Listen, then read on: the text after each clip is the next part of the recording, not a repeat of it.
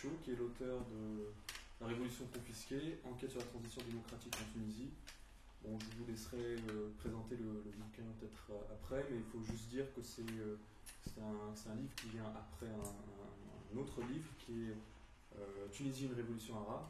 Donc vous penchez sur le cas de la Tunisie, mais pas depuis le 14 janvier, mais depuis 2008, c'est ça. Juste pour présenter très vite la révolution confisquée, là je parle sous votre contrôle. Nous, en tout cas, on l'a ressenti comme un livre qui retrace un peu la confiscation de la révolution tunisienne en plusieurs actes et plusieurs niveaux. Donc, le premier acte est la fameuse scène de l'aéroport, enfin, l'affaire de l'aéroport, qui était l'acte 1 de tout le processus qui finalement s'est pas fait dans le bon sens. Après vous nous expliquerez quel est le bon sens. Et à tous les niveaux, de la justice, des médias, de l'organisation des élections. Donc voilà, c'est un peu un livre qui retrace, enfin, c'est une rentrée vraiment dans la réalité tunisienne post-14 janvier ou depuis le 14 janvier, et qui parle de ce processus-là qui, pour vous, ne prend pas le sens qu'il aurait dû prendre. Donc voilà, est-ce que j'ai bien résumé? Oui, c'est un résumé qui est à peu près, je dirais pas exhaustif, mais qui est un résumé de la démarche du livre en tout cas.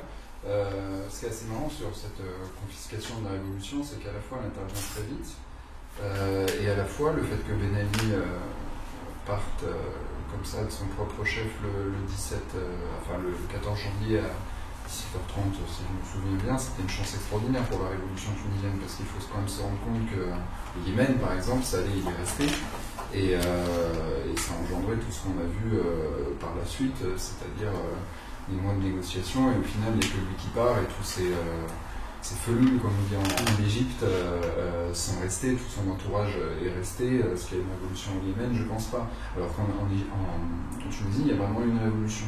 Le problème, c'est qu'elle a été confisquée dès le soir même par Hamouchi et toutes les personnes qui se sont réunies au palais ce soir-là pour essayer d'appliquer un article qui n'avait pas lieu d'être, vu que Ben Ali étant parti, le peuple qui délègue la légitimité à des représentants, reprend sa légitimité dès le moment où il fait sa révolution. Donc le 14 et ensuite le 15, quand il y a toute cette organisation pour créer un climat de désinformation comme ça pour que les gens restent chez eux et ne se posent pas de questions, aient peur, voilà. La confiscation de la révolution commence là au plus haut niveau par le gouvernement de Ben Ali qui est resté en place. Ça c'est un premier niveau de la confiscation. Après on a dit plusieurs titres, plusieurs secteurs. Le ministère de l'Intérieur évidemment, le ministère de l'Intérieur qui s'est regroupé après avoir été un peu marginalisé sous Ben Ali, qui a récupéré la politique de Ben Ali et qui depuis continue ses actes de malveillance, de publication de fausses nouvelles dans les journaux, de répression des manifestations, des milices dans les manifestations, tout ça. D'accord. Justement, on va reprendre tout ce fil-là et parler de ces différents niveaux là, dont vous parlez. On va peut-être commencer par le premier acte, enfin l'acte 0, qui est vraiment l'affaire de l'aéroport. Alors en lisant votre livre, on a été... alors vous avez essayé vraiment de recouper toutes les informations que vous aviez en main, notamment à travers les PV, à travers toutes les interventions radiophoniques ou télévisées qui ont eu lieu sur cette affaire-là. Et ce qu'on a remarqué, nous, c'est que vous accordiez énormément de crédit, en tout cas vous ne paraissez pas prendre énormément de distance par rapport à une scène qui nous a paru, nous, très surréaliste, qui était la conférence de presse qu'avait fait Tanoumi, qui est le colonel de la BAT, qui est un corps qui était vraiment très craint sous le régime de Ben Ali. C'est la BAT qui fait la révolution, qui fait le coup d'État avec Ben Ali en 87. Exactement. Et ce qui nous a vraiment beaucoup frappé, c'est que vous accordiez vraiment énormément de crédit. En tout cas, c'est l'impression que nous donne votre livre, où vous référez presque tous les témoignages, notamment de Grira et tout ça, vous les démentez ou vous les validez à travers le récit qu'a fait Tanoumi. Non, c'est pas exactement ça, si je me permets, parce que dans les 1200 pages de PV de la justice tunisienne qui interroge telle personne, tout le monde, Rachid Amar, même Oran Mabrouk, qui, même s'il n'est pas interrogé sur ce qu'il faudrait, mais du moins il est interrogé sur cette histoire de l'affaire de l'aéroport, tout le monde est interrogé. Après, il y a une question, mais que je mets dans le livre, c'est sur le timing des interrogations, puisque par exemple Rachid Amar est interrogé après Grira, et Grira n'est pas réinterrogé après Rachid Amar, donc il y a un problème de conflit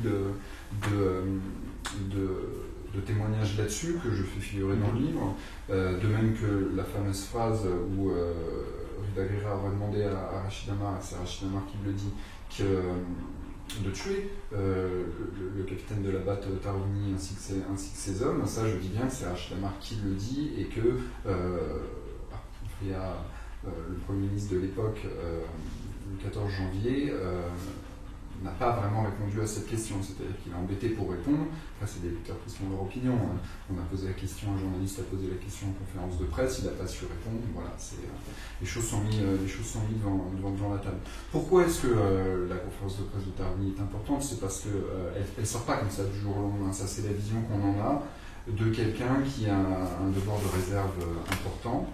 Mais en fait, les premières informations que j'ai, moi en tout cas, sur la BAT, c'est début mars. Début mars, je suis contacté par différentes personnes qui me proposent cette version, une version qui est assez réduite par rapport à celle que je produis là, puisqu'elle a été, bien sûr... Juste rappeler, la conférence de presse, c'est en août, celle de Tarouni, c'est ça. Le 8 août, si je me souviens bien, le 8 août 2011. Et donc, j'ai le récit de Colin Tarouni et de la BAT, je l'ai à ce moment-là, on va dire à 85% à peu près. Mais je ne publie rien, parce que il n'y a rien. On ne publie pas comme ça une interview, quelqu'un qui me dit j'ai sauvé la Tunisie, c'est moi, c'est pas archi. Mais les informations, vous les avez de qui? De diverses personnes qui sont venues me voir, de l'entourage et des gens proches de la BAT. Voilà. Donc, je regarde ça, je me dis, bon, quand même, c'est un petit peu curieux. Cette personne comme ça qui aurait décidé de lui-même d'aller sauver, d'aller arrêter les Trabelsi. Voilà. Et puis, je me dis ça vaut quand même le coup de travailler là-dessus, même si c'est assez peu crédible au premier abord. Et plus je travaille, plus j'ai des témoignages qui vont directement couper cette histoire. Sauf qu'au bout d'un moment, qu'est-ce que je dis à ces gens? Je leur dis, moi je ne pourrais jamais publier ça si vous ne vous exposez pas. C'est-à-dire qu'à ce moment-là, j'ai quand même des enregistrements vidéo qu'ils ont diffusés, des photos qu'ils ont diffusées par la suite. Il y a quand même énormément de choses qui recoupent cette information, y compris, ce sera quand même recoupé par Ben Ali par la suite, dans la lettre qu'il m'envoie à Mediapart en novembre. C'est vraiment ça qu'il y a eu, donc je sais aujourd'hui, c'est la BAT qui a arrêté les Trabelsi, tout ça c'est des choses qui sont certaines, qui sont recoupées par les témoignages de la justice, qui sont recoupées par des photos, par des vidéos. Sauf que, comme on prend au sérieux à ce moment-là quelqu'un qui ne s'expose pas, c'est très compliqué. Donc moi je dis, voilà, sans conférence de presse, il faut que vous assumiez jusqu'au bout ce que vous dites. Et le jour de la conférence de presse, il y a un certain nombre d'éléments qui sont avancés, qui sont la version qu'on m'explique depuis début mars. Il n'y a pas de variation. Tout le monde a varié sur ces témoignages, sauf la BAT. Donc j'ai publié un article avec les récits que j'avais recoupés par d'autres témoignages, ainsi que les photos, ainsi que la vidéo. Je publie ça le 10 août, je crois, sur Mediapart. Voilà. Et comment vous arrivez vraiment à expliquer la BAT, qui est vraiment, enfin, ce sont des enfants de Ben Ali, c'est un corps qui est très moyen. Ce ne sont pas des enfants de Ben Ali, de même que le RAID en France n'est pas des enfants de Nicolas Sarkozy, de je ne sais quel président. C'est différent, enfin, on sait très bien que la BAT, par exemple, a fait vraiment la révolution avec Ben Ali en 80. Enfin, la révolution. Son coup d'État avec en 80. C'est plus compliqué que ça. La BAT, c'est un corps, comme l'armée est un corps, comme la police est un corps, qui répond à une voie hiérarchique et qui n'a aucune visibilité sur ce qu'elle est en train de faire.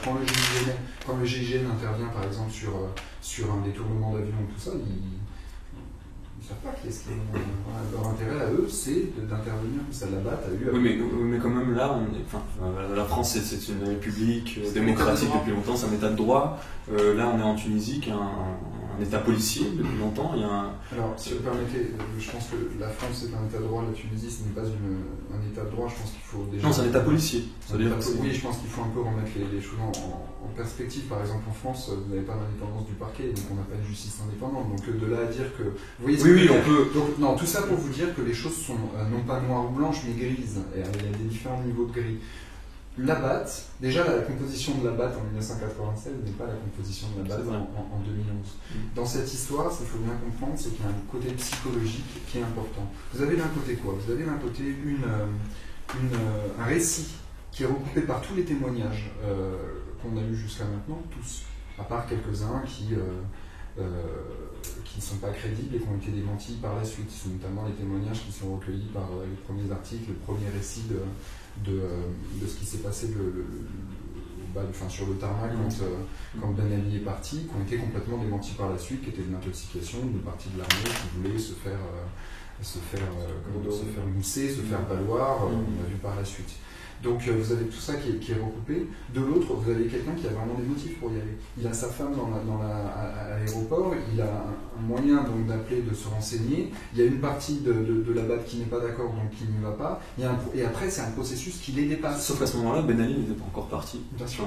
Voilà, donc on était encore sous l'autorité, en tout cas théorique, de Ben Ali. Bien sûr. Et on a du mal, nous, on est tunisiens, vous avez peut-être une distance qu'on n'a pas nous, à s'imaginer qu'un corps qui a été si fidèle à Ben Ali pendant si longtemps, alors qu'on sait très bien que les Trabelsi avaient... Si fidèle, c'est compliqué, parce que autant vous parlez de la garde présidentielle, bon, on peut se dire, voilà, eux, qu'est-ce qu'ils ont fait? Ils ont dû faire 3 opérations en 20 ans, ils sont complètement marginalisés, ils sont dans leur caserne.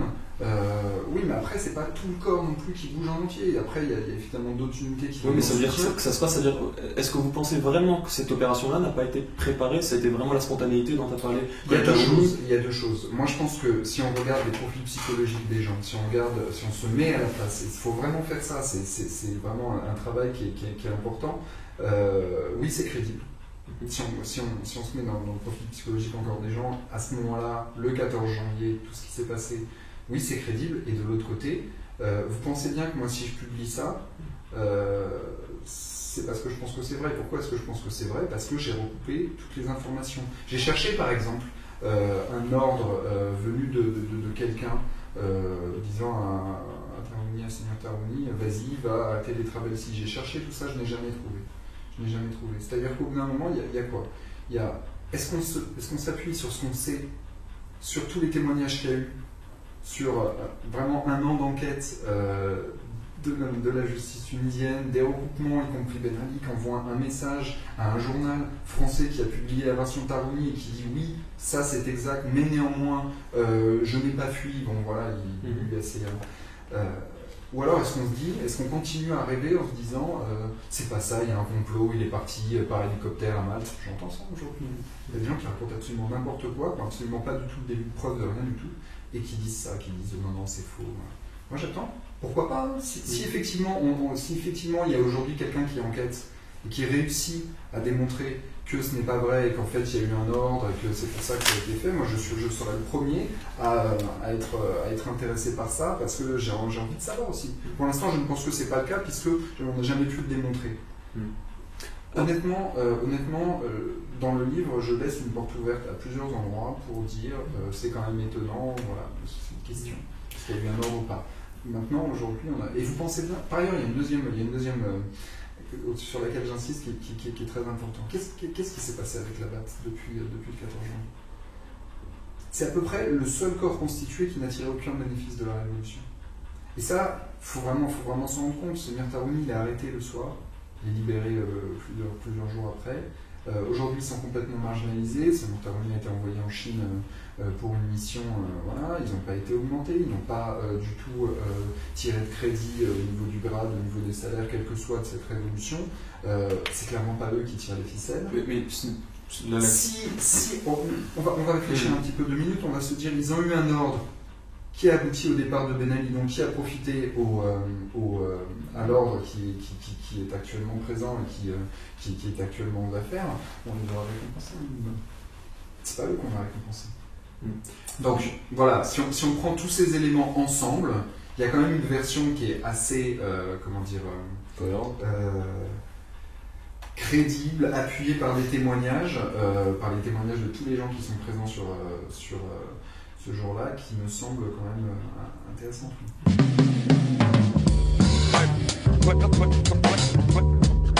Alors à ce moment-là, Guerrilla était aux commandes quasiment. On a relevé une incohérence dont on aimerait avoir votre sentiment. C'est que Guerrilla a ordonné l'arrestation de Tarouni parce qu'il allait lui arrêter les Trabelsi. Donc Guerrilla donne l'ordre de défendre les Trabelsi, en gros. Et il donne en même temps l'ordre, alors lui, ou en tout cas, il donne en même temps l'ordre d'arrêter Saviati, qui lui devait... C'est pas au même moment. Oui, mais en tout cas, il y a eu 2 ordres qui sont contradictoires dans l'objectif. en tout cas. C'est-à-dire, on ne comprenait pas trop Guerrera. Est-ce qu'il était plutôt derrière la fuite, enfin en tout cas, il cherchait la fuite des Trabelsi, ou plutôt il voulait. Non, mais je pense que, pour être tout à fait honnête, je pense que le problème de ce qui s'est passé sur le 14 janvier, c'est que très peu de gens sont vraiment penchés à fond sur cette histoire, de manière rationnelle, en examinant, peut-être parce que les gens sont trop dedans aussi, peut-être parce que Alice Aliati fait peur et qu'on a l'impression que tout ça sont des gens imbriqués irrémédiablement et qui font partie. Ça marche pas comme ça. Guerrera déteste Aliati. Guerrera, depuis le matin, est persuadé que Aliati a imaginé un complot pour prendre le pouvoir. Voilà, c'est complètement absurde, on le verra par la suite. Mais voilà, donc il n'y a aucune contradiction entre le fait d'arrêter d'un côté, de relâcher d'un côté les Trabelsi, et de l'autre d'arrêter Alice Aliati, puisqu'il pense qu'Alice Aliati est à la tête d'un complot depuis le matin, avec une histoire assez particulière, l'histoire de l'hélicoptère qui survole et que ton Ben Ali a peur, alors que c'est simplement quelqu'un qui vient pour le protéger, donc ça n'a rien de problématique. Il faut bien comprendre que le pouvoir tunisien n'a jamais expérimenté un tel désordre, un tel trouble, qui sont vraiment inquiets. Dans l'inquiétude, quand vous êtes inquiet, avec des gens dont vous n'avez pas confiance, Guerrera n'a pas confiance en Sariati, Sariati n'a pas confiance en Guerrera. Sariati, quand j'ai fait une interview avec lui pour le livre, me dit j'avais proposé ma démission en 2008. Donc voilà, ça veut dire qu'il y a quand même que les liens ne sont pas forts entre tous ces gens, et que ces gens, dès le moment où le régime commence à être déstabilisé, ces gens tremblent un petit peu, se posent des questions, des opportunités de qu'est-ce qu'il faut faire.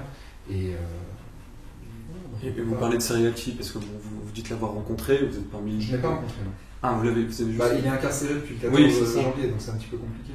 Mais vous avez quand même eu son témoignage à travers. C'est dans le livre. Oui. Mais c'était quand même à travers un questionnaire que vous lui avez envoyé. Comment ça s'est passé exactement? Je ne peux pas détailler ça. Il y a des choses qu'on ne peut pas, dans le genre des investigations, il y a des choses que vous ne pouvez pas dire. Si vous voulez, il y a des moyens qui ne sont pas toujours évidents pour arriver à avoir des témoignages quand vous avez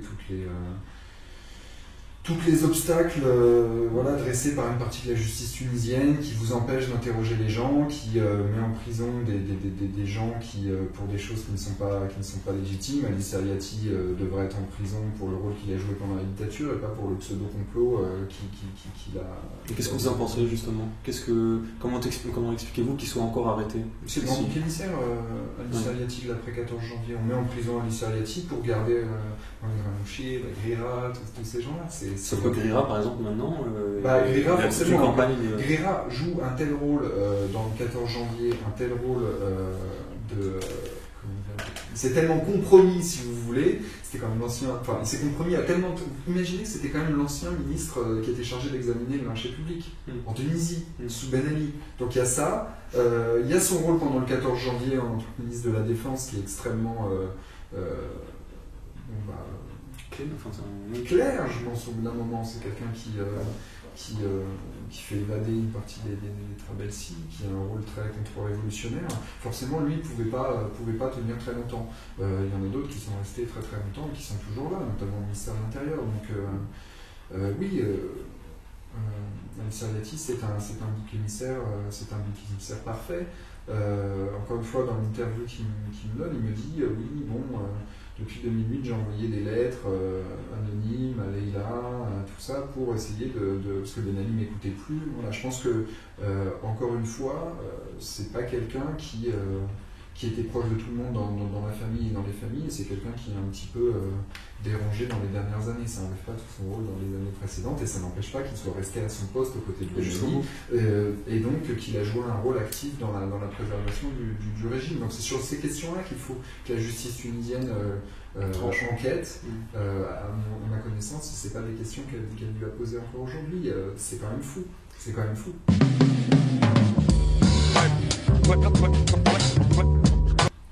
Pour en revenir à Guerrera, je pense que, corrigerez si je me trompe, ça a été le premier à avoir cassé le mythe de Cheikh Amar.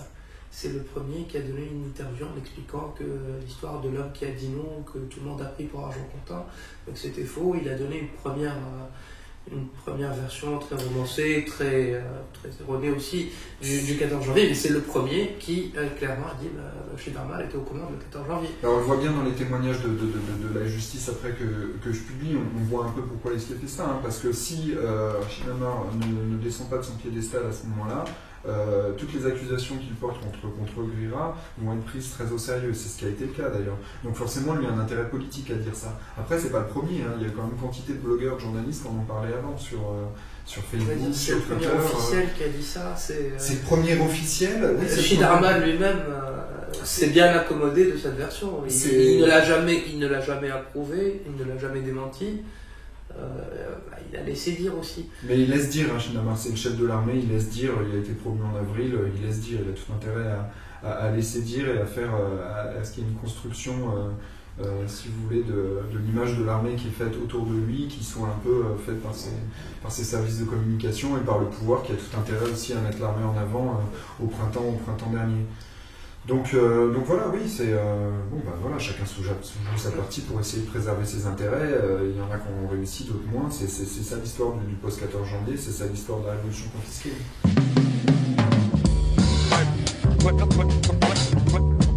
Puis on revient à une actualité plus ou moins récente. Je pense que c'était le mois dernier. Il y a eu soudainement, les gens se sont remis à parler de Grira. Ça a commencé par un des syndicats des forces de l'ordre. Et il y a eu toute une campagne, après qui n'a pas trop duré, mais il y a eu une campagne pendant 2 ou 3 semaines où les malheurs de la Tunisie, tout était attribué à Grira, comme ça l'a été juste après la révolution à Ali Sariat. Qui pensez-vous, qui a intérêt à faire ça? Les deux choses ne sont pas liées d'ailleurs dans ce que vous dites, hein, parce que la conférence de presse du deuxième syndicat de policiers qui est qui se passe en opposition au syndicat principal, justement dans une optique de réformer le ministère de l'Intérieur, ce que j'explique dans le 2e chapitre. Ces gens-là appellent à la déconfiscation de la révolution, c'est ça leur terme, et place Grira parmi les gens qui ont posé problème ces derniers mois. Ils n'ont pas, disons, comme objectif prioritaire d'anéantir Grira comme ça en se disant voilà, c'est l'objectif ultime, qu'il y ait des gens en prison. Bon, voilà. Après, effectivement, il y a eu une espèce de comme ça de. Vous savez, en Tunisie, aujourd'hui, le principal problème, c'est que les médias soit sont complètement affiliés à un clan d'affaires, voilà, soit ont systématiquement besoin de se positionner politiquement. Ah, si on écrit tel article, comment est-ce que ça va être perçu par les autres? On a besoin de se faire bien voir par les autres, donc on va écrire tel article plutôt. Voilà. C'est pour ça qu'il y a très très peu d'articles, par exemple, sur BGK Sepsi. C'est pour ça que il y a assez peu d'articles qui détaillent vraiment ce que c'est qu'aujourd'hui le financement de Narda ou plein de questions qu'on se pose, parce que justement tout le monde essaie de se positionner politiquement. Le journalisme indépendant en Tunisie, aujourd'hui, il est famélique. Je ne sais pas qu'il n'y a pas des gens qui essayent, mais il est famélique. Et donc du coup, on a plus des rumeurs qui sont facilement instrumentalisables. Et donc, oui, c'est très facile de faire un peu de l'agit-prop, là, comme ça, pendant 2-3 semaines, contre quelqu'un à propos de pseudo-articles qui finalement on s'aperçoit qu'ils n'ont pas été écrits, ou finalement on ne sait pas tellement quelles sont les preuves. Vous savez, moi j'en ai pris, pardonnez-moi l'expression, mais avec cette histoire d'article sur Mediapart, notamment quand j'ai mis en cause Mohamed Arnouchi à la fin de l'année 2011, j'en ai pris plein ma gueule, entre guillemets. C'est-à-dire qu'il y a beaucoup de gens qui m'ont envoyé des messages en m'insultant, me disant que je jouais le rôle de tel ou tel, justement, que j'étais soit complètement affilié au clan Sariati, au contraire au clan Grira, ou au contraire au clan Mabrouk. Enfin, on m'a vraiment tout dit. Parce que les gens ont du mal à croire en fait en l'information aujourd'hui, parce que justement il y a assez peu d'informations indépendantes. Donc du coup, forcément, tant qu'on n'en sortira pas de ce schéma-là, on aura des rumeurs comme ça. On aura des et cette histoire de Grira, pour moi, n'est qu'une illustration de cet état de l'information en Tunisie.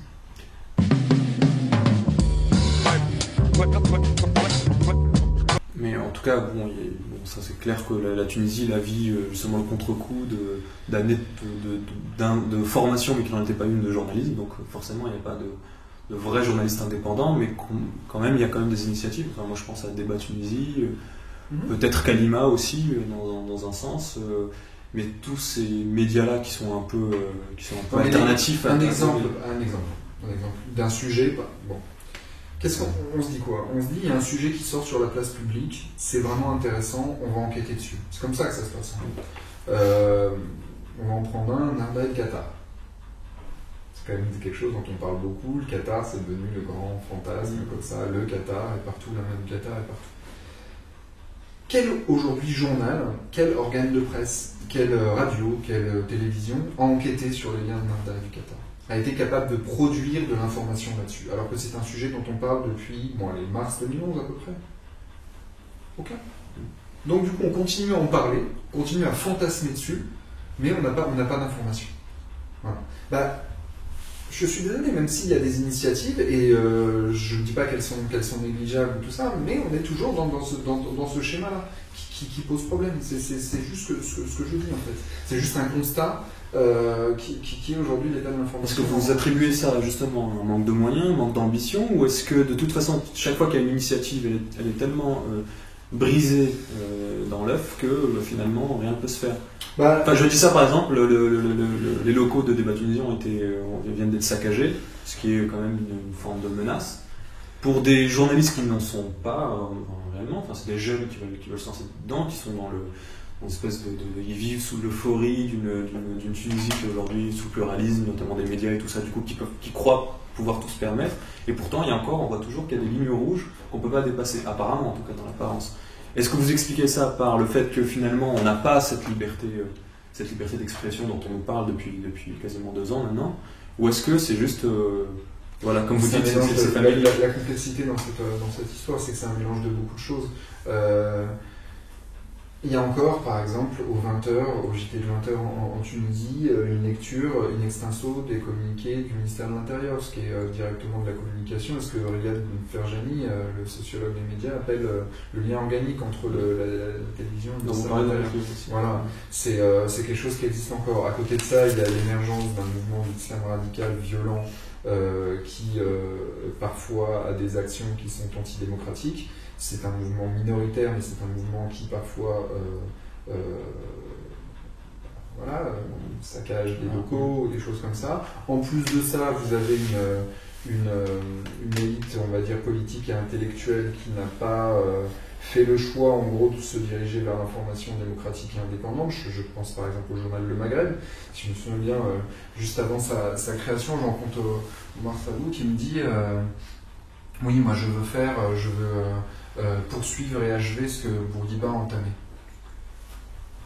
On commence un journal en se disant je vais poursuivre une dictature, votre ami, une dictature. Non, je pense pas que on peut pas lui dire, on peut pas se dire que cet homme-là est forcément mal intentionné et qui veut rétablir une dictature. Par contre, on peut dire encore une fois qu'il se positionne politiquement au lieu de se positionner sur l'indépendance du journalisme. Les opinions de quelqu'un politique, son idée de la politique, ça n'a rien à voir avec son travail de journaliste. Moi, j'ai des opinions politiques qui sont très très loin de Narda, par exemple, aujourd'hui, mais à milieu.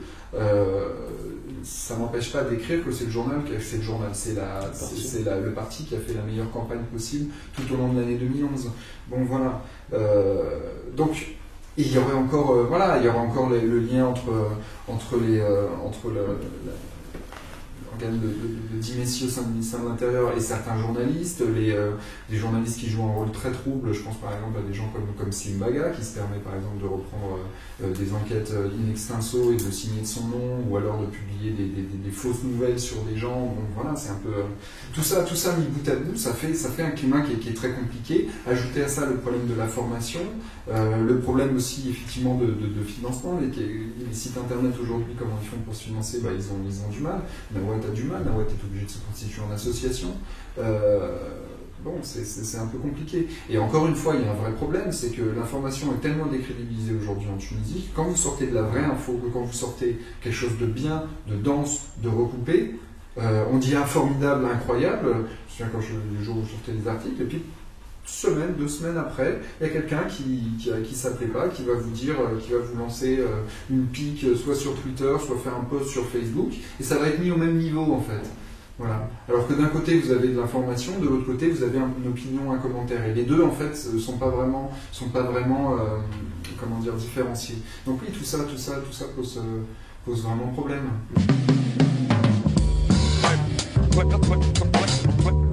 On reviendra sur la question des médias, qui est vraiment quelque chose de très structurant, très central. Mais on va quand même revenir sur le rôle de l'armée. Je rappelle juste qu'au moment où nous on est en train de parler, on est encore sous le régime de l'état d'urgence. Et tous les PV auxquels vous avez pu avoir accès ont quand même été faits avec, enfin, je veux dire, sous le contrôle des militaires. Je veux dire tout moins, c'est-à-dire qu'il y a une première partie des PV qui sont l'enquête qui est menée par la justice. Donc on peut dire objectivement que le rôle de l'armée a été très important, vu qu'il a accompagné cette transition démocratique, et qu'il l'est toujours, puisque même là, dernièrement, on a une affaire là, qui fait grand bruit aujourd'hui en Tunisie, qui est la question de la confiscation de la caméra de notre confrère de Winston Smith. Voilà. Déjà, une chose, alors peut-être Romain pourrais-tu en parler sur... En fait, comment vous vous basez principalement votre enquête, justement, comme il a dit, sur les PV qui viennent justement de la justice militaire, en gros, un tribunal militaire. Et donc... Je pense avoir un peu répondu déjà à cette question, mais je ne base pas mon enquête sur les PV. Non, en fait, mais... Je pars des PV pour recouper après les informations et poser la question, donc c'est aux personnes intéressées. Donc c'est Ahmed Freya, on l'a interrogé en conférence de presse sur le coup de fil de Rida Agrera à Rachid Ammar, et j'ai mis simplement qu'il était embarrassé, j'ai mis sa réponse, j'ai pas dit... oui, quand c'est pas tranché, c'est pas tranché. C'est-à-dire que... il faut bien une base de départ. Quand vous faites du journalisme d'investigation, vous avez une base de départ. Vous imaginez bien, depuis 2008, le Mediapart est interdit en Tunisie. J'arrive en Tunisie simplement le 16 janvier 2011. J'arrive comme ça, il y a énormément de choses qui sont en mouvement, il y a beaucoup de désinformations qui sont faites, y compris par des médias internationaux, y compris par des médias français, qui sont un peu pris otage de sources off et tout ça. Tout le monde ne sait pas trop bien vers où se retourner, tout le monde fait de l'intoxication, tous les clans font de l'intoxication, le clan Mira, le clan Seriati, l'armée, tout le monde fait de l'intoxication de l'information, dit à peu près tout et n'importe quoi. Comment commencer une information sérieuse? Comment entamer une investigation sur une base sérieuse? Là, vous commencez une investigation sur des documents, des photos, des vidéos. Je commence à voir des photos de ce qui se passe le 14 janvier par la BAT. Et de l'autre côté, je commence à avoir des informations par la justice tunisienne qui me dit, voilà, jusqu'à le moment où je trouve les PV. À partir de ces PV-là, qui sont quand même des entretiens parfois recoupés, très longs, les gens s'engagent, c'est devant la justice. Si vous mettez une fausse nouvelle, vous êtes coupable de parjure, donc d'une future condamnation en justice. C'est pas juste simplement un morceau de papier. Non, je suis encore libre pour le coup. Non, mais ce qu'on voulait dire par là, c'est que... Ce que je veux dire, c'est que c'est pas du vent, ces PV. Oui, mais sauf qu'elle était dans un contexte où l'armée était à la fois juge et partie. C'est ça, c'est qu'elle était à la fois source d'information et en même temps celle qui détenait enfin le contrôle et le pouvoir sur ces gens-là qu'elle était en train d'interroger. Oui, plus ou moins, parce que on est quand même, donc les investigations ont duré pendant plusieurs mois, on est quand même sous un pouvoir civil, dans le sens où il y a un gouvernement civil, un gouvernement de transition, donc ils ont quand même des comptes à rendre.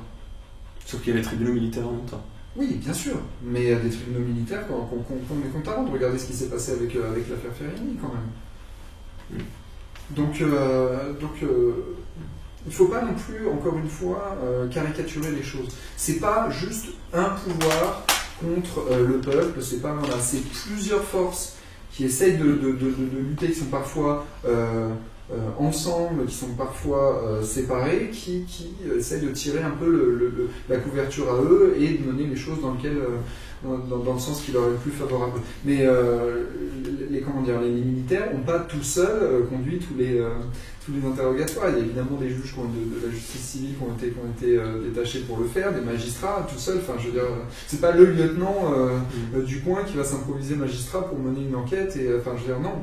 Ils se sont appuyés sur une partie de la justice civile. Après, le problème, c'est qu'une partie de la justice civile n'est pas forcément en meilleur état et pas forcément plus crédible que les tribunaux militaires. Donc, encore une fois, c'est extrêmement complexe. C'est plusieurs forces. C'est comme un gâteau, quoi. Il y a plusieurs couches dans le gâteau.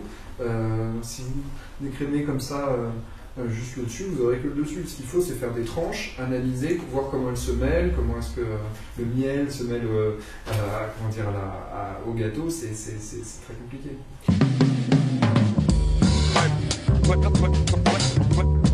Alors, on aimerait quand même vous poser une question qui fait aussi la transition là-dessus, sur le rôle de Archidama.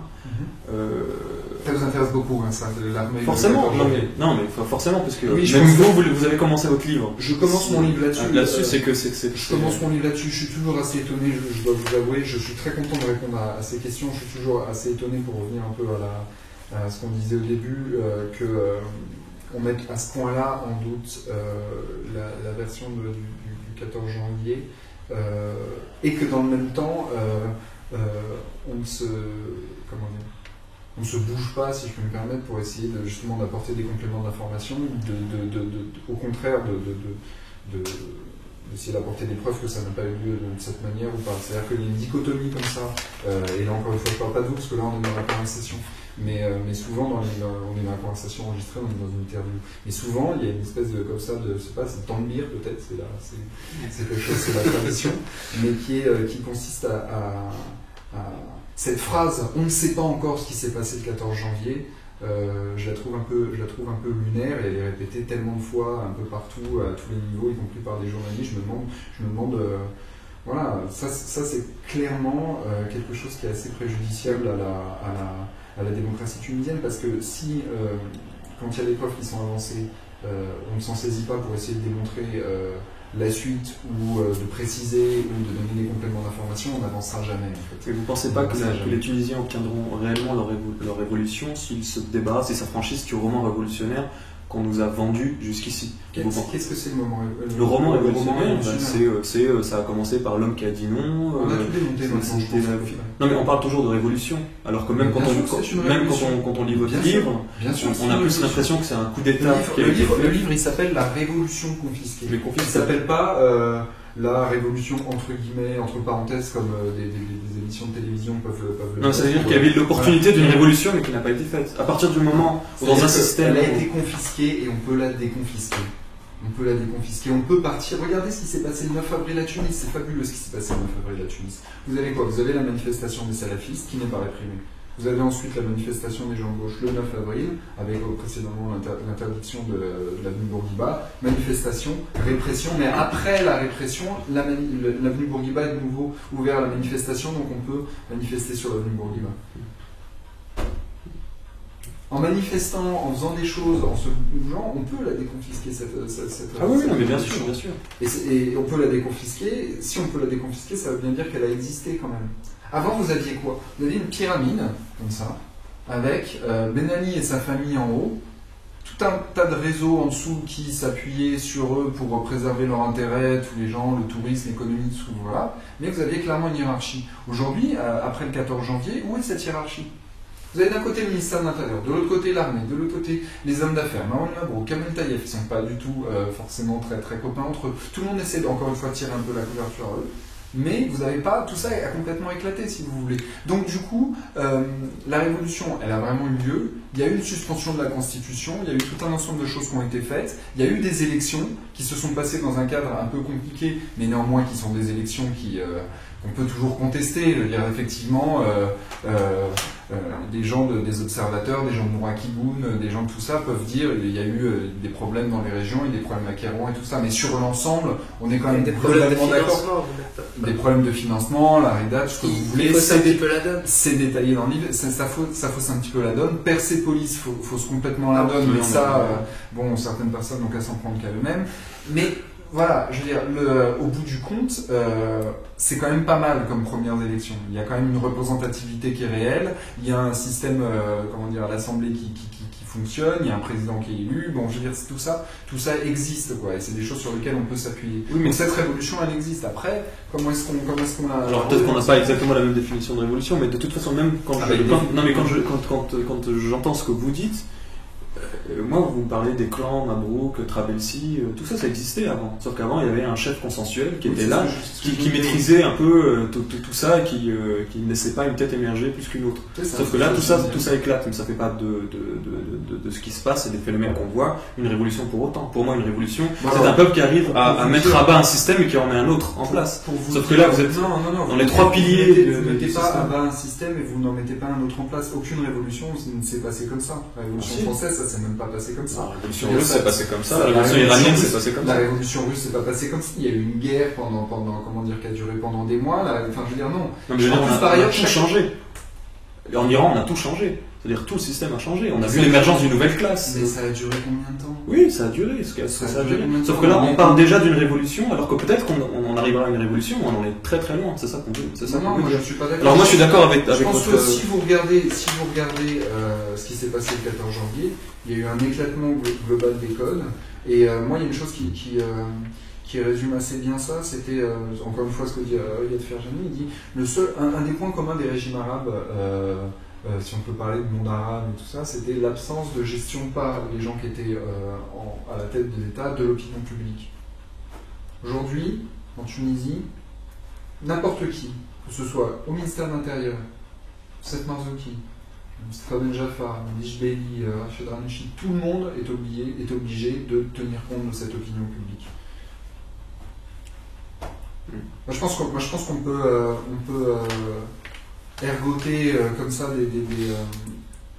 des heures sur la question de révolution par révolution. Je pense qu'il y a suffisamment de choses qui se sont passées depuis le 14 janvier pour dire que c'est une révolution. Je pense simplement aujourd'hui il faut l'orienter d'une manière qui soit plus favorable aux gens qui ont fait la révolution, c'est-à-dire par exemple les gens des régions et qui eux n'ont rien vu venir et qui continuent à souffrir des équilibres économiques qui sont incroyables. Moi, si vous voulez, j'entends la critique par exemple de la révolution si on me dit la révolution avec Gafsa ou Kassim ou RDF, on l'a pas vu. Ouais. Ça n'empêche qu'il y a quand même eu une révolution. Bon, alors, si vous voulez, on peut parler... Mais si vous voulez, la révolution, elle met un temps infini à s'implémenter en fait. On va peut-être parler justement des élections, enfin de l'organisation des élections qui ont été faites. Vous parlez notamment du peuple et de sa capacité de se représenter. Vous avez longuement parlé dans votre livre de la commission Benachour, dans l'organisation des élections, et vous avez vous-même dit dans le livre que le peuple a été mis de côté puisque les indépendants n'ont pas pu trouver leur place dans la mosaïque complexe qu'a été l'organisation des élections. Qu'est-ce que vous pouvez en dire là-dessus? Si vous voulez, j'étais un peu étonné à la suite de ma conversation avec Yad Benachour, que je trouve qu'il est quelqu'un de brillant. Enfin, c'est un intellectuel brillant, ses livres sont brillants, tout ça c'est brillant. Après, il y a quand même deux choses avec lesquelles je suis fondamentalement en désaccord. C'est quand il dit la révolution tunisienne a été un message mais qui n'avait pas ses hommes. Et la deuxième chose qu'il dit aussi, c'est cette idée qu'on va déléguer la transition aux partis politiques.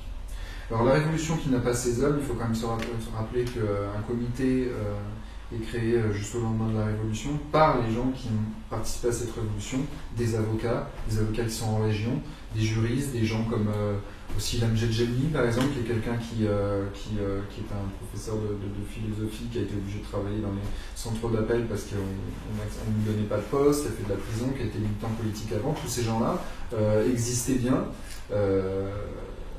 Je suis désolé, à la Révolution française, on a constitué des états généraux, on a tout de suite parlé des problèmes, et c'est pas les petits copains de Louis XVI qui ont fait la transition politique. Donc, bien sûr que oui, il y avait les hommes, et il y avait le message et à la fois les hommes. Seulement, on n'a pas voulu faire confiance à ces hommes parce qu'on voulait rester au pouvoir. Ça, c'est clairement Ranouchi qui a dit non. Si on vous reconnaît votre comité, il y aura deux exécutifs, donc c'est pas possible. Donc vous êtes bien gentil, mais vous allez faire joujou avec la commission Benachour. Voilà, c'est ça qui a été fait. C'est aussi un des niveaux de la confiscation. Donc ça c'est le premier plan. Le deuxième plan, Je me demande encore comment est-ce qu'on a pu imaginer que des partis politiques qui étaient faméliques sous la dictature, avec des gens très courageux, je me souviens pendant les élections municipales, j'avais rencontré Maya Jréli à Paris, elle était venue, on avait une conversation passionnante, ça figure dans le premier livre. Ses propos sont très courageux pour l'époque, voilà, bon, après, tous les opposants, le POC, tout ça. Mais quand même, c'est des organisations qui sont complètement comme ça déconnectées de la société tunisienne. Et on va donner les clés de la transition politique à ces partis-là. C'est-à-dire qu'on va aller leur dire, vous nous faites un programme, vous nous faites de la sensibilisation en région, vous expliquez aux gens qu'est-ce que c'est que le vote, etc. etc. Évidemment qu'ils n'avaient pas les moyens. Puis après, il y a un autre niveau, c'est que ces partis-là n'ont pas fait le choix de le faire, cette sensibilisation. Au printemps 2011, le PDP, par exemple, est beaucoup plus occupé à réunir des tables d'hommes d'affaires pour avoir de l'argent que d'aller faire de l'information en région, que d'aller former des cadres et tout ça. Pendant ce temps-là, Narda a déjà commencé ses sessions de formation. C'est pas détaillé dans le livre, où j'en compte 8 jeunes qui expliquent comment est-ce qu'ils discutent de comment avoir 8% de croissance, par exemple, sur les 3 prochaines années et tout ça. Donc, vraiment, il y a dans la construction de la vie électorale post-révolution, oui, il y a quelques soucis. Après, il faut quand même être honnête et se rendre compte que sur cette loi électorale, il y a quand même pas mal de réussites. La plus grande réussite, je crois, quand même, encore une fois, c'est qu'il n'y a aucun élu RCD à l'Assemblée constituante. Ça, c'est quand même aucun responsable RCD à l'Assemblée constituante. Ça, c'est quand même quelque chose. Oui, d'ailleurs, il y a eu un gros conflit entre Yad Benachour et PJK Sepsi à ce sujet-là. Un vrai clash. Oui, un vrai clash. Ouais. Sauf que finalement, il y a eu un consensus qui a été trouvé. Non, il n'y a pas eu de consensus. C'est-à-dire que je pense qu'il y a eu un consensus mou qui a consisté à ne pas dire 10 ans, ne pas dire 23 ans, mais à dire pas de date du tout. Donc ça est revenu à 23 ans, on a compris ça.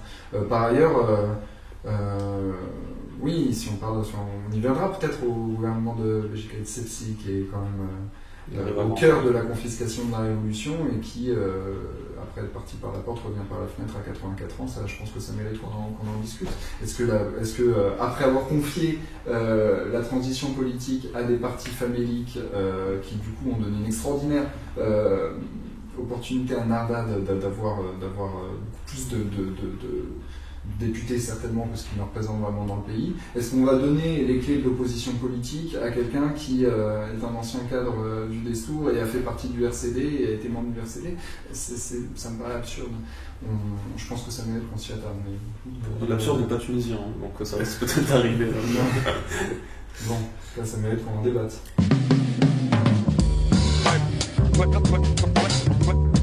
Non, et quand même, vous avez dit qu'il n'y a pas eu d'élu RCD, il y a quand même eu les listes de Kamel Mojene qui ont eu 5 députés, qui en font, je pense, le 4e ou le 5e parti par... D'accord, Kamel Mojene, voilà, non, enfin, des élus. Moi, je dis, il n'y a pas de responsables clairement identifiés d'élus RCD à l'Assemblée constituante. Oui, mais la main du RCD, elle se voit, bon, elle n'est pas hégémonique, mais... Justement, attendez, c'est des élections 9 mois ou 10 mois après le départ de Ben Ali. Enfin, je veux dire, faut être raisonnable aussi, c'est-à-dire que vous imaginez bien que c'est quand même compliqué d'organiser quelque chose comme ça. Ils ont par exemple, c'est Kamel Gendoubi qui me racontait ça, ils ont reçu des listes de responsables en région de RCD, parce que je pense que tout Tunisien ne connaissait pas, enfin quand vous habitez à Tunis, vous ne connaissez pas les responsables du RCD à Gasserine, et quand vous êtes à Gasserine, vous ne connaissez pas les responsables du RCD au CAF et tout ça. Donc c'est quand même un petit peu compliqué. La liste qu'ils ont reçue, Kamel Gendoubi me dit, mais je ne l'ai pas publiée parce qu'elle était impubliable. Vous avez par exemple un Mohamed Mahmoud. Mais Mohamed Mahmoud, il y en a 50 dans le... On n'avait pas les numéros de carte d'identité, on n'avait pas les âges, on n'avait pas les professions, on n'avait pas les villes, etc. C'était quasi impossible. Dans ce contexte-là, ce qui s'est passé, moi je trouve que la composition de l'Assemblée nationale constituante est assez clean. Après, vous avez le problème effectivement des listes de la REDA, la pétition, tout ça, oui, c'est problématique. Mais bon, c'est quand même relativement marginal. Voilà.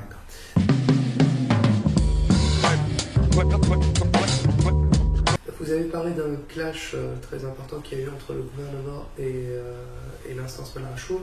Entre BGK et l'instance Benarachour. Il y en a eu un second qui a été moins médiatisé, mais dont vous parlez dans votre livre, qui concerne, et là on a du mal à comprendre ce qui se passe dans la magistrature, qui concerne le nombre de, le quota de juges qu'il devait y avoir dans l'instance supérieure indépendante des élections. Et il y a eu un clash, ça n'a pas intéressé grand monde, vous en parlez. Et on revient toujours. Et on n'en a pas parlé, pas forcément intéressé, mais on n'en a pas suffisamment parlé. Je trouve intéressant que vous en parliez. Et on revient toujours à ce débat et à cette dualité au niveau des magistrats entre le syndicat et l'association des juges. Pouvez-vous nous en parler un petit peu plus? Non, juste sur cet événement-là, je dois avouer que c'est tellement compliqué. Voilà, c'était il y a un an maintenant que j'en ai oublié les détails précis, mais grosso modo, il s'agissait de faire rentrer dans l'ISI, si je me souviens bien. 3 ou 4 représentants des juges. Voilà, c'est ça. Pris donc plutôt dans l'association et qui était censé représenter les jeunes les magistrats les plus jeunes et donc les moins susceptibles d'avoir été compromis sous le régime de Ben Ali. Ça n'a pas été le choix qui a été fait et ça a été un projet de loi qui a été amendé par le gouvernement sans en avertir l'instance Benarachour. Du coup, l'association a quitté le cadre de l'instance Benarachour. L'instance Benarachour a été discréditée à ce moment-là parce qu'ils n'étaient même pas au courant de ce qui se passait au niveau de cette loi-là. Ils se sont rattrapés un peu par les branches, mais oui, ça a été par exemple une occasion un peu manquée de rajeunir, entre guillemets, même si je ne fais pas du jeunisme, mais enfin on comprend tous l'idée politique qu'il y a derrière, de rajeunir un peu le cadre de l'instance. Et c'est vrai, en fait, le vrai problème de cette période, c'est qu'il y a tellement de choses qui se passent, qui sont déterminantes, qui sont importantes, qui disent des choses de ce qu'on est en train de vivre, et en même temps c'est tellement gros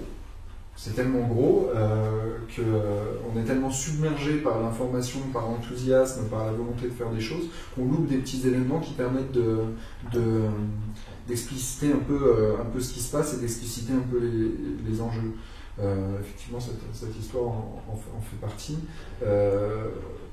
Il y a beaucoup de... Moi, ce qui m'étonne, si vous voulez, c'est aujourd'hui, on a un gouvernement élu. On va peut-être parler aussi, je ne sais pas si... Il faudra qu'on parle également d'opposition, de tout ça. On a un gouvernement élu qui nous a quand même promu un ministre de la transition, la justice transitionnelle, dont on n'entend pas parler en fait. Il y a beaucoup de gens qui travaillent, notamment quelques-uns de ces magistrats, qui travaillent sur ce que ce serait qu'un processus de justice transitionnelle pour la Tunisie, pas l'exemple du Maroc, pas l'exemple de l'Algérie, peut-être plus l'exemple de l'Afrique du Sud, mais il n'y a aucun grand débat de fond qui est mené là-dessus. Alors que c'est la clé de tout. Justice transitionnelle, c'est la clé de tout. Regardez ce qui s'est passé en Europe de l'Est. Voilà, ils n'ont pas eu de justice transitionnelle, ils ont eu énormément de problèmes, ils continuent à en avoir. Donc c'est la clé de tout, la justice transitionnelle.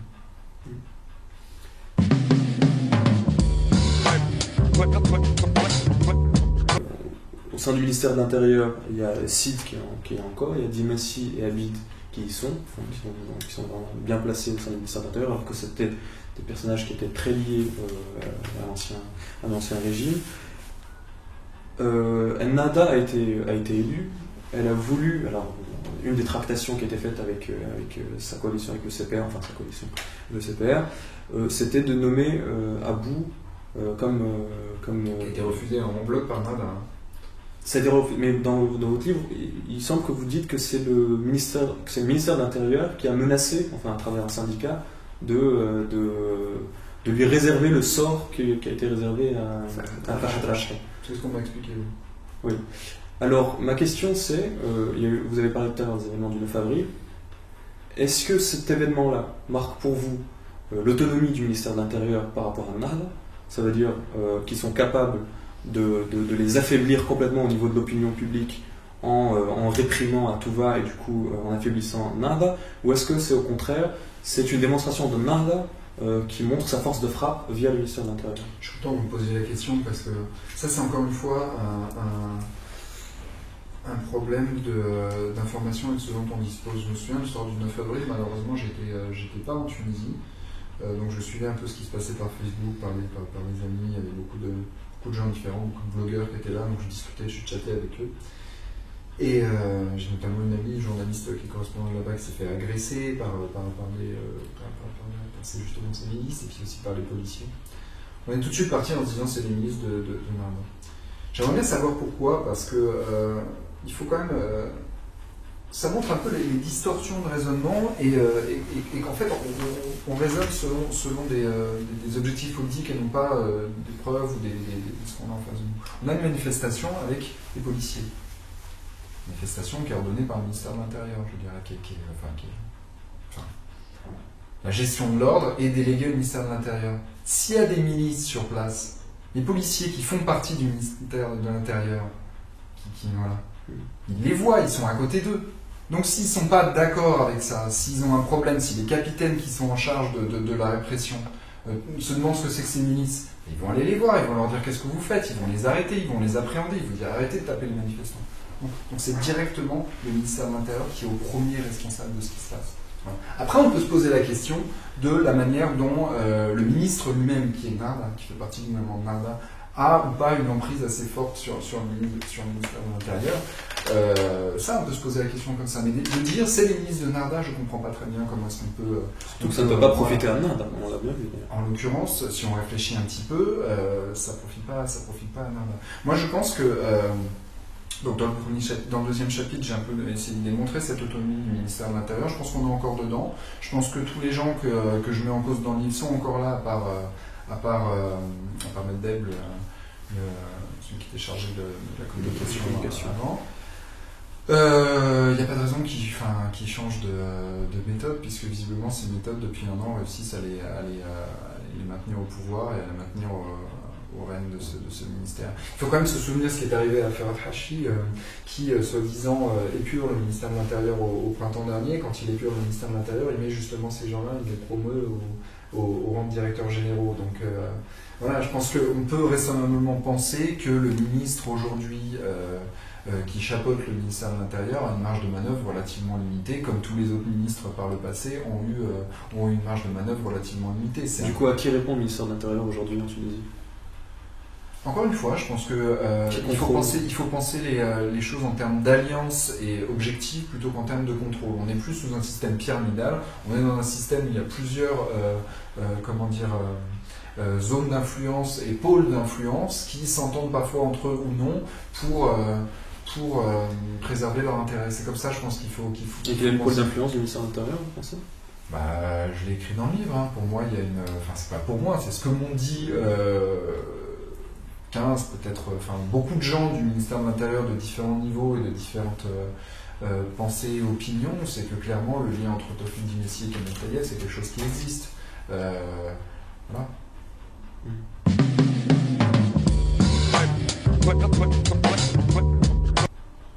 Et moi j'arrive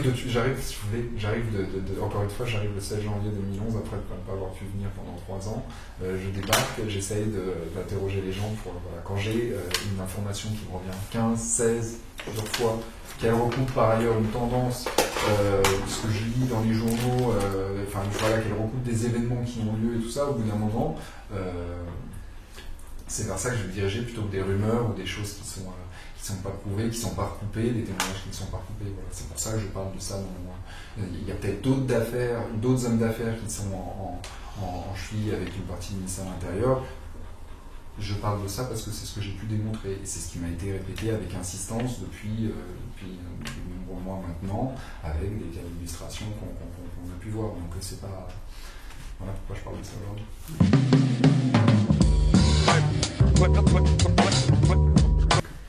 Fin janvier 2012, c'est-à-dire à peu près un mois après sa nomination, il y a une cassette, un extrait pornographique montrant le ministre de l'Intérieur qui a été diffusé sur Internet. C'est en fait dans le sujet dont on parle. Si un ministre de l'Intérieur n'est pas capable de prévenir... Exactement. Non, mais justement, est-ce que vous pensez que cette sortie, un mois après sa prise de fonction, peut-être Est-ce que ça, parce que bon, ça, il y a quelqu'un qui s'en a attribué la paternité, à savoir un blogueur, un Facebooker qui s'appelle Jalel Brick, qui a dit que c'était lui qui a diffusé ça. Est-ce que vous pensez pas que ça sorte plutôt du ministère de l'Intérieur, que c'est un message d'avertissement pour... J'en sais rien, j'ai pas enquêté. Quel est votre sentiment sur... Bon, on est plus sur du factuel, hein, donc moi je préfère rester au factuel. Je ne sais pas qui a sorti cette vidéo. Je note tout simplement qu'elle sort alors que le ministre de l'Intérieur est encore en poste, et je me dis... bon. Parce que c'est bizarre, vous êtes ministre de l'Intérieur, vous avez quand même, et c'est normal, une vision un peu des réseaux, visiblement c'est un petit peu compliqué pour lui, quoi, de se faire sa place, on va dire.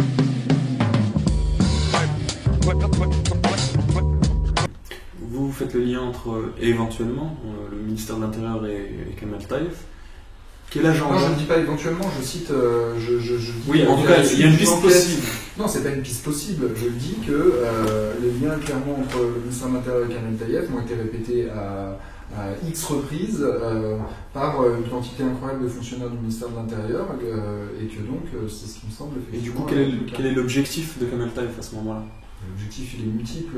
C'est très intéressant aujourd'hui d'avoir des liens avec des gens du ministère de l'Intérieur. Grosso modo, ce qu'on explique et ce que j'explique dans le livre, c'est que vous avez des dossiers sur les gens, c'est toujours comme ça qu'on fonctionnait même du temps de la dictature, vous avez des dossiers sur les gens, comme ça, après, vous rendez des services, on se rend des services. Le ministère de l'Intérieur, c'est très pratique aussi pour agir sur la presse. Kemal Taïf a eu beaucoup de problèmes l'année dernière, et l'histoire des cassettes, il y avait beaucoup d'histoires. Pour se maintenir à flot, si on peut dire, et pas subir le sort de gens comme Reda Guerra ou alors Sakan Matri, ou je sais pas voilà, il faut garder un niveau d'influence important dans la société. Mais voilà, c'est de même que Bamro qui a besoin aussi de garder un niveau d'influence important pour conserver toute sa fortune, dont une partie a été acquise quand même dans les secteurs qui nécessitaient l'attribution de licences sous Ben Ali. Donc ça aussi, c'est quelque chose que je trouve absolument incroyable, qu'on en parle si peu de ces questions-là, et qu'il n'y ait pas régulièrement des manifs sous Orange Tunisie. Mais bon, bref. Donc voilà, il y a besoin de garder une zone d'influence pour pouvoir rester dans le jeu, pour pouvoir rester en place, tout simplement. C'est ça l'intérêt. Et vous pensez que du coup l'affaire Ferriani fait partie de ce... On parle un peu dans tous les sens, là, mais l'affaire Ferriani, clairement, ouais. Samir Ferriani, c'est quelqu'un, par ailleurs, je suis très en colère contre ça, parce que c'est quand même quelqu'un qui a eu beaucoup de courage, et même si c'est pas un professionnel des médias, donc du coup des fois il s'affiche peut-être de manière un peu bizarre, il en fait peut-être un peu trop dans sa présentation des choses. C'est quand même quelqu'un qui a eu beaucoup de courage, qui a été emprisonné, et qui a dit des choses qui ont recoupé parfaitement tout ce qui s'est passé par la suite, et ça a été une source d'information incroyable. Donc oui, Samir Ferriani, bien sûr, ça rentre dans ce tableau général, bien sûr. Moi, je vais vous dire, en mars, en mai, en mars, parce qu'en mai je savais, mais en mars 2011, Kemal Taïf et Tawfiq Dibessi, je ne sais pas qui c'est. Kemal Taïf figure déjà dans notre ami Nanali, le livre qui est paru en 99 à la découverte, mais j'en avais oublié le nom, quoi. C'était un capressage. Voilà. Donc, s'il ressort, c'est parce qu'il ressort à la suite de beaucoup de choses qui sont sorties, les cassettes, Ferriani, les témoignages que j'ai recueillis au sein du ministère de l'Intérieur, etc.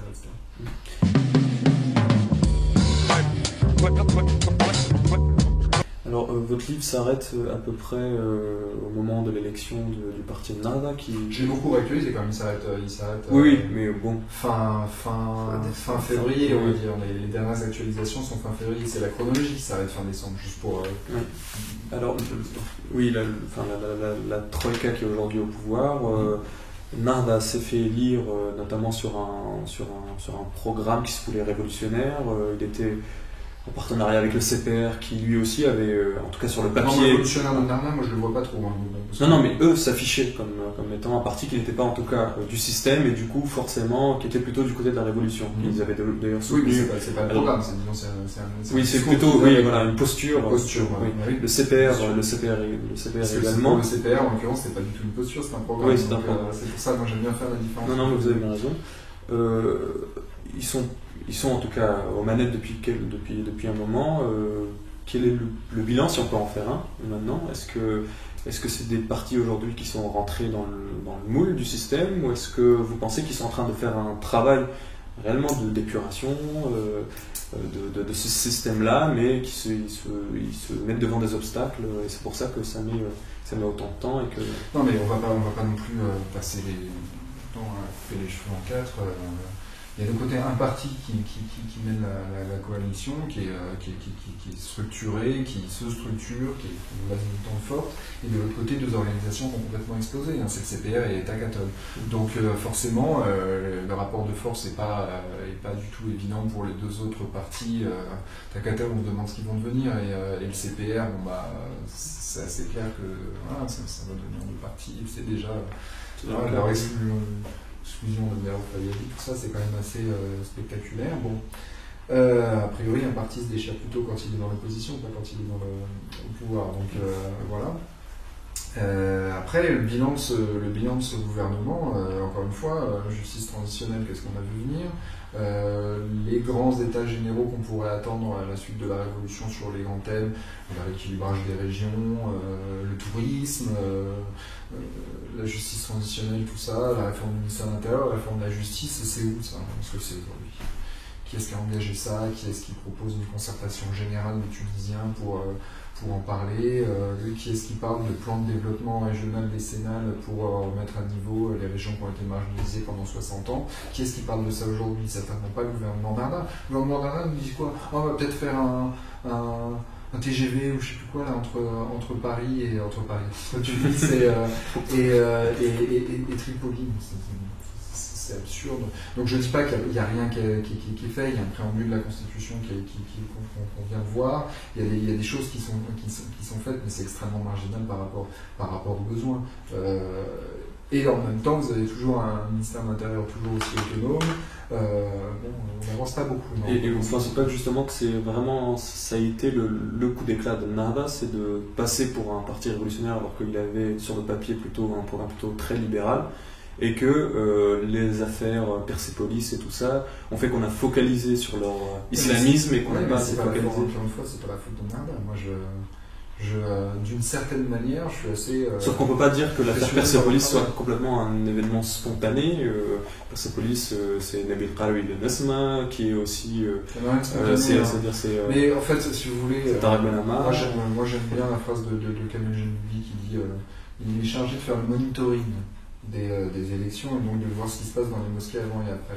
Il dit, avant la diffusion de Persépolis, peut-être 200 ou 300 mosquées expliquent aux gens qu'il faut aller voter parce que c'est le droit chemin, tout ça. Donc font de la politique, mais même pas forcément de la politique dans le sens du Narda. Après, c'est toutes les mosquées qui font de la politique, toutes. Qui disent voilà, il faut quand même un peu défendre les valeurs de l'islam, tout ça.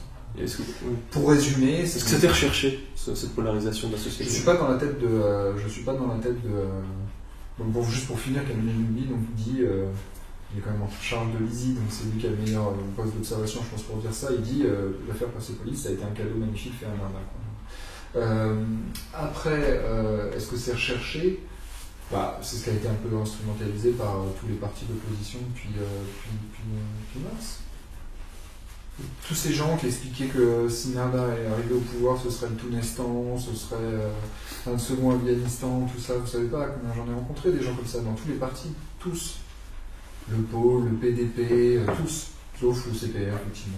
Le CPR et un petit peu Takatol. Takatol, il y avait des gens qui étaient un peu ambivalents sur cette question-là, mais au CPR, effectivement, ils pensaient quoi? Ils pensaient à aller à Casbah 3 et aller à soutenir les manifestations de Samir Fayani. C'était Marzouki qui était allé voir le ministre de l'Intérieur de l'époque pour aller parler justement du calme de Samir Fayani. Eux ont fait une campagne complètement en dehors de ça, et d'une certaine manière, même si certains disent qu'ils ont été aussi aidés par Narda et qu'ils ont de grandes tendances, qu'on voit aujourd'hui d'ailleurs, c'est pour ça que le parti explose. chose. Ils ont quand même fait une campagne qui était assez proche pas des altermondialistes, mais pour partie oui, mais d'autres ont un programme beaucoup plus conservateur, donc c'est un peu plus compliqué, mais disons qu'ils ont un programme de développement des régions qui est un peu plus poussé que les autres, et qui sont présents sur le terrain, quand d'autres, par exemple, expliquaient au printemps qu'il fallait arrêter avec les manifestations, que Casbah 2 c'était bien gentil, mais que voilà. Moi je pense que on s'est dit comment est-ce qu'on va gagner les élections en focalisant sur ce qu'on a. Qu'est-ce qu'on a aujourd'hui? On n'a pas de programme, c'est un peu compliqué, tout, donc on va se dire oh oui, on est les laïcs, les modernistes, les progressistes, on est l'élite de la Tunisie, et donc on va se prétendre l'élite de la Tunisie. Voilà. Donc les gens vont voter pour nous, et donc pour ça il faut s'inventer une espèce de flou à côté. Donc ce sera les salafistes, l'obscurantisme, l'arriéré. Je me souviens même au dernier meeting du pôle à la coupole, personne dont je tairai le nom par pure charité chrétienne, qui parlait des régions arriérées de la Tunisie. C'est ces mêmes régions arriérées qui avaient fait la révolution moins d'un an avant. Hein. Donc voilà, oui, d'une certaine manière ça a été recherché, ça a été une grosse boulette si je puis me permettre, et donc ce serait bien aujourd'hui qu'on passe à autre chose. Il y a vraiment des choses à examiner sur le bilan de Narda en termes de gestion des affaires aujourd'hui, même 4 mois après sa prise de fonction. Focalisons-nous là-dessus plutôt que sur autre chose.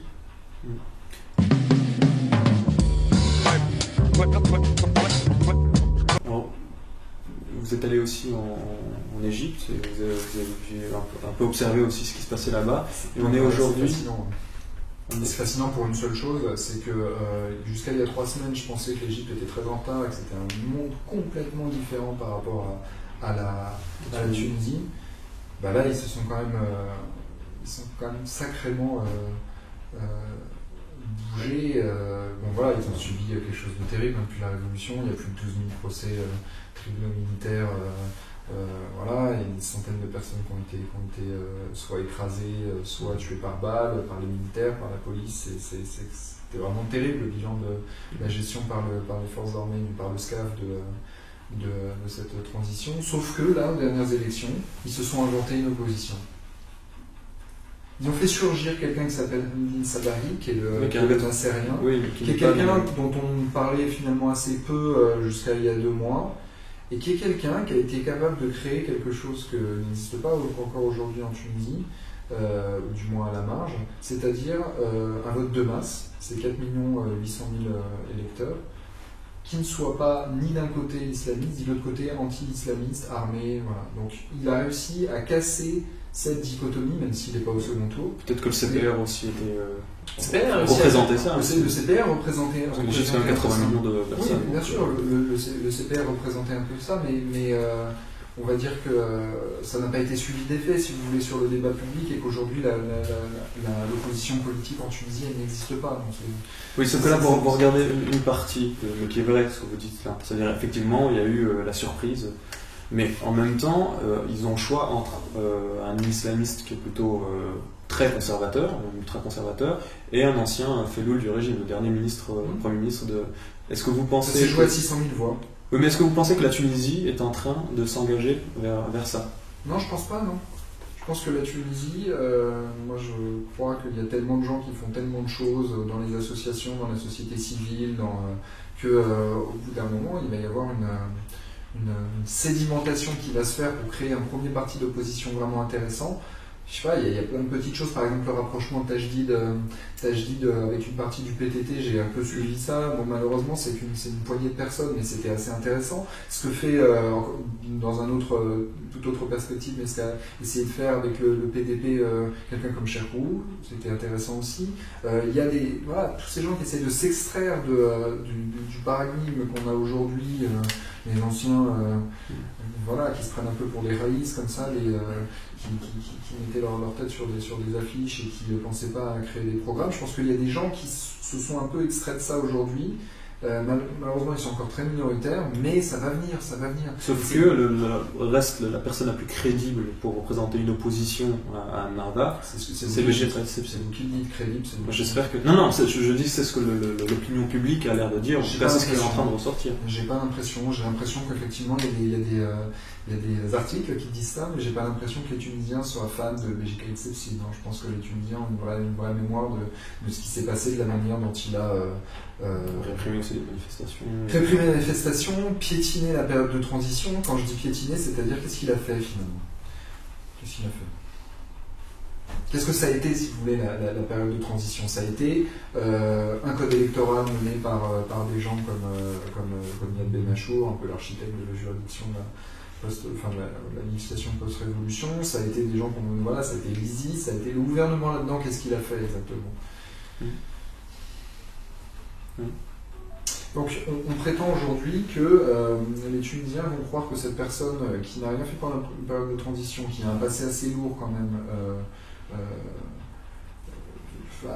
sous Ben Ali et puis même avant Ben Ali, que c'est cette personne qui aujourd'hui va incarner une sorte de néo-bourguibisme pour réveiller la Tunisie. Le Bourguiba, c'était quoi? Sauf que peut-être que face au péril salafiste, ça a marché depuis Bourguiba jusqu'à Ben Ali, jusqu'à même Persépolis. Alors le péril salafiste, je pense que vraiment c'est quelque chose qui marche peut-être dans la République autonome de la Marsa, mais je suis pas sûr que ça marche vraiment.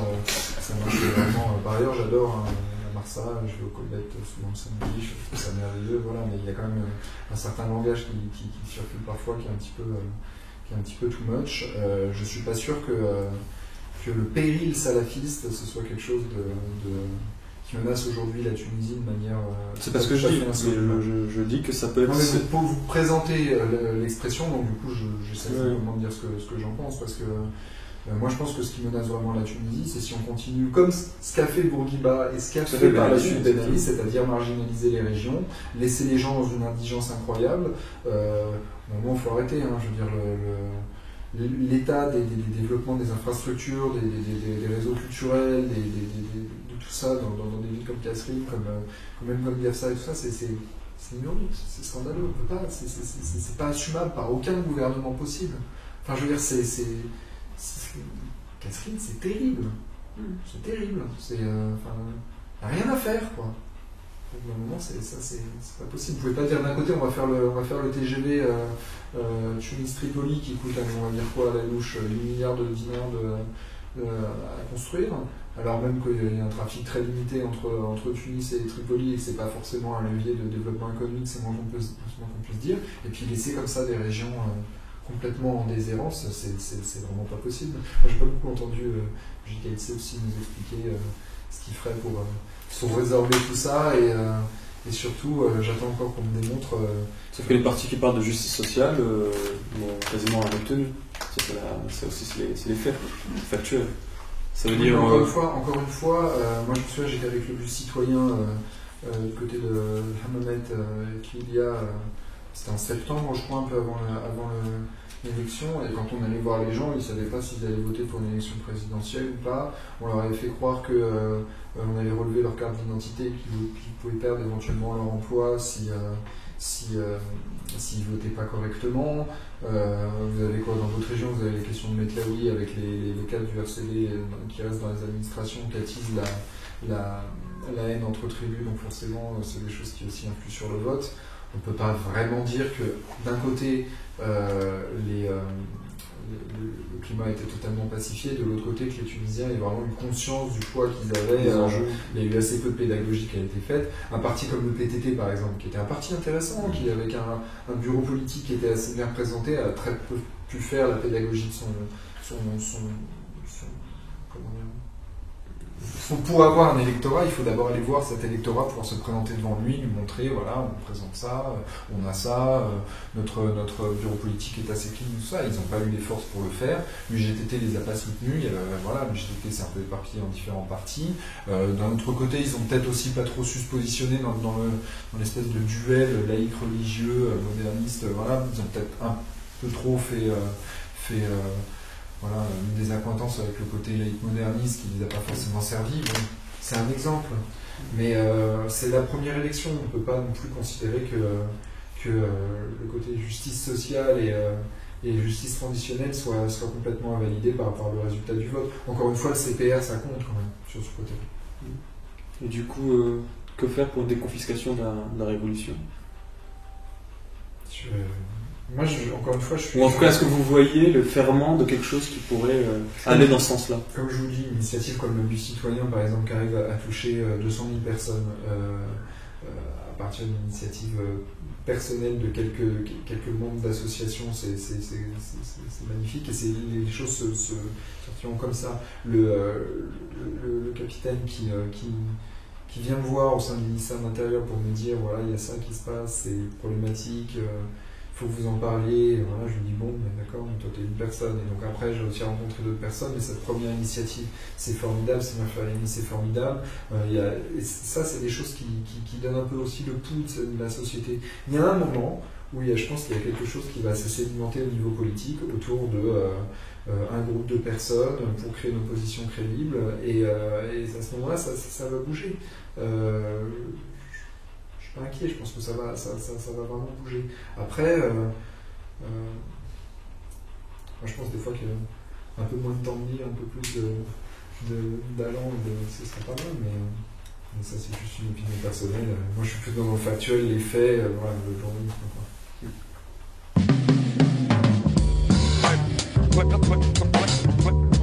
Merci beaucoup. Merci à vous. Ça vous convient? Bah, ça vous convient.